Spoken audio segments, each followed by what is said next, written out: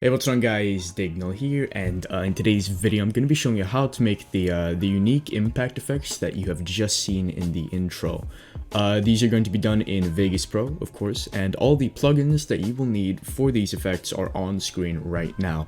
In the description there is also a link to a video that I've made showing you how to install all of those plugins safely, which you can use in case you are missing any of the plugins right now. Anyway, without further ado, let's get into the video. So I've got all my clips right here just lined up. They're all 200 pump clips, of course, because, you know, why not? And I've synced them to the 3 beats right here. I'm going to start off by doing the little stretch thing that you've just seen. So what I'm going to go ahead and do is just go 3 frames back. This is just for my impact that I have. I've set up a little system right here, so in case I decide to add my impact right here, it is way easier for me to apply the velocity. Because you can just copy the event attributes without having to do it twice. So you'll obviously just split the clip on the kill if you have those sort of presets, but for me they're 3 back, so I'm gonna go ahead and do that. Anyway, just go to where you've split the clip and go 30 frames back. So for me that's gonna be here at exactly 3 seconds. So I'm gonna go to 230 right here, and I'm gonna go ahead and split it. And now you're gonna want to go ahead and click on the event cropping tool. And you're going to want to make sure that both your size about center and your lock aspect ratio are disabled. Once you've done that, you're going to want to go down here to maintain aspect ratio and set that to no, and make sure stretch to fill is set to yes. Now go to the first frame and just make sure it looks like that, and right click and set it to slow. Now you're going to want to go to the very last frame, and you're going to want to drag these in, roughly like that. Just like make it sort of even, I'd say. And, just make sure it looks something along the lines of that, and obviously make sure that it's lined up at the top and bottom. Now you can just go ahead and play this back. I'm going to go ahead and pre-render it, and we'll see how it looks. You can obviously play around with the timings a bit. You can make it, slightly shorter if you want that, and you can make it longer. You can make the stretch have more. If you want more stretch, you just drag it further in. That's how this works. So if you want more stretch, just go ahead and do that. But yeah, that is how we do the first thing right here. Now for the second one, I'm going to be showing you the sort of red outline. So what I'm going to do for this is I'm going to add another video track by right-clicking on this empty thing and insert video track, and you can also press Ctrl, Shift, and Q on your keyboard. Now I'm going to go ahead and click on this video track that we're applying the effect to. We're going to press U on the video part. I'm going to hold Control and drag it up to this second video thing. And just let go, and it should make a copy of that track. Now, once again, we're going to go to our impact. I'm going to go 3 frames back because that's how my presets work, of course.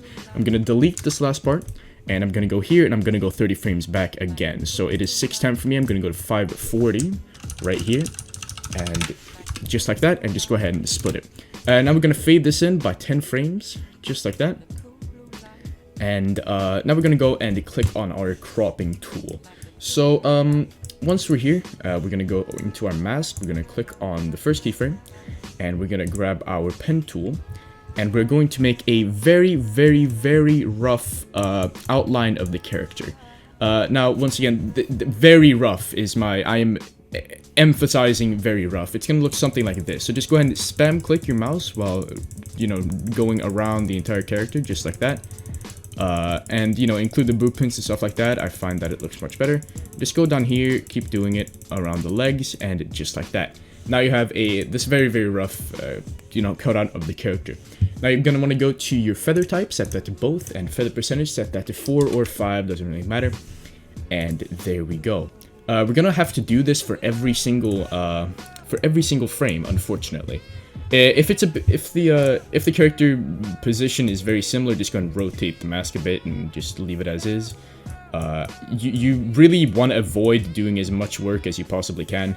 So if that is possible, just go ahead and don't do it. Unfortunately, here the character changes position completely, so I'm gonna go ahead and just make another outline of the character. Obviously, you guys do not want to see this, so I will be right back once I have masked every single frame of this thing. And I will see you guys then.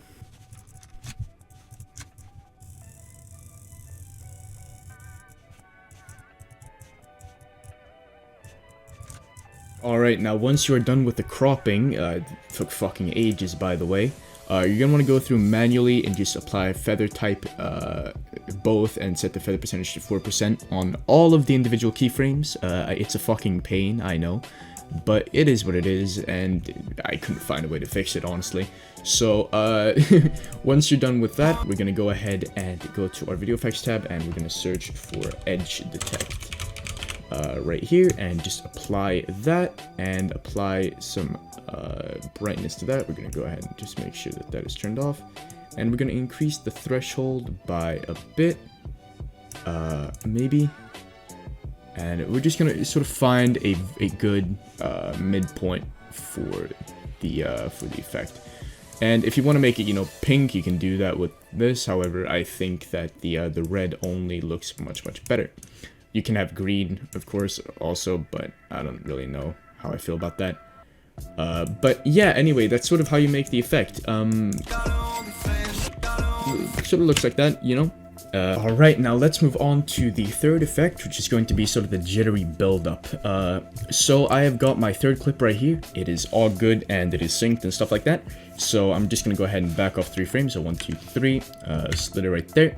We're going to back off an additional 30 frames from 920, which is going to be 850, and just split it like that. Next, I'm going to press the FX button, and I'm going to apply the Dignal build-up. This preset will be in the description, so if that's something you're interested in, just go ahead and cop that. Obviously, you need it for the tutorials, so I'm assuming most of you are going to be interested in it. And I'm just going to go ahead and remove a bunch of these sort of useless effects. And now we're just left with that. I'm also gonna go ahead and drag the shake preset back to the very first keyframe. Now once you've removed all those things, you're gonna probably be left with something like this. So what you're gonna go ahead and do is just go to the last keyframe and just drag the hotspots thing down to like 0,3 and just remove those end values. And now we're gonna want to go ahead and click Ctrl-Shift-Q on our keyboard to create a new video track. I'm just gonna go ahead and drag it down here. Right click, insert generated media, Vegas solid color, add OK. Color, just go to the bottom left on this chart thing and then drag the, you know, lever thing all the way down. And we're gonna go ahead and split it on the marker and then delete it. Now we're gonna go and delete it in groups of 3. So 1, 2, 3, dead, 1, 2, 3, 4, 5, split, 1, 2, 3, or 1, 2, 3, dead, 1, 2, 3, 4, 5, split, 1, 2, 3, 1, 2, 3, 4, 5, 1, 2, 3, 1, 2, 3, 4, 5, just like that. And I'm gonna go ahead and delete the big chunks of 5, and we should be left with this. And now we're gonna go ahead and hit Control and just drag it so that the very last one is at the end. Now, just for convenience sake, I'm gonna go ahead and apply my preset to the second one right here. And if you want, you can just go ahead and drag the opacity down. I'm gonna go ahead and just make it, you know, sort of building up. So something like that.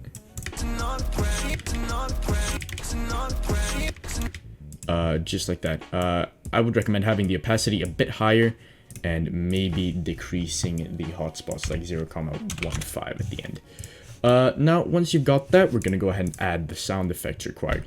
So just go ahead and press split right here and do the same thing here, and just go ahead and repeat the same pattern that we did with the solid color. Just like that. And now we're going to go ahead and delete the audio that is underneath all the black things. We're going to go ahead and make a new audio track by pressing Ctrl-Q. And we're going to press Control on these 3 things we have left. We're going to drag them down. We're going to go into our track effects right here. So left click track effects, F and then the FX thing, and then add. And we go to resonant filter, add OK. And we set the frequency, we just remove the 0. And if we go and play that back,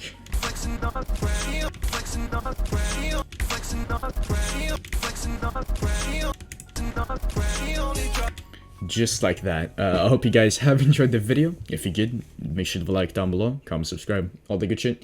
And I'll see you guys in a couple days, and peace.